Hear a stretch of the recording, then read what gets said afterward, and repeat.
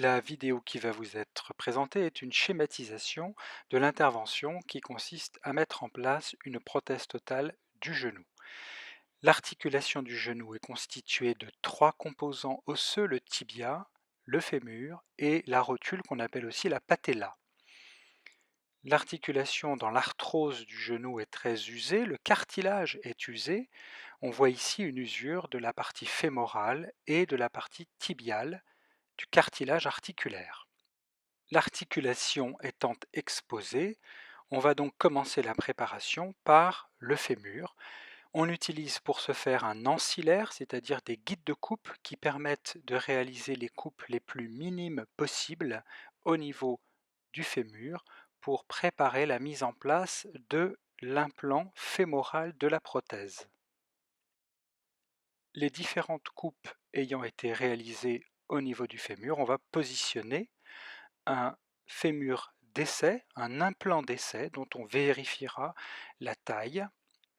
On réalise ici la coupe tibiale à l'aide d'un ancillaire spécifique dédié à la coupe tibiale qui elle aussi est réalisée la plus minimale possible pour préserver le tissu osseux.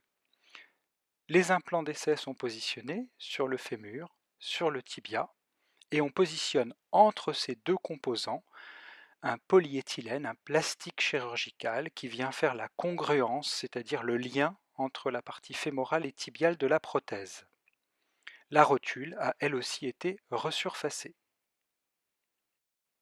Si l'on est satisfait des essais ainsi réalisés, on va retirer les implants d'essai, procéder à un nettoyage complet de l'articulation du genou et cimenter à l'aide d'un ciment chirurgical les implants définitifs. Le tibia est ici cimenté, le fémur à son tour et enfin la partie rotulienne.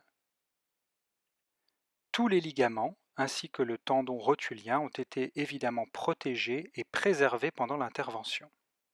La rotule est elle aussi cimentée et si les essais sont satisfaisants, on positionnera le polyéthylène, c'est-à-dire le plastique d'interposition définitif, comme présenté ici, entre l'implant fémoral et tibial.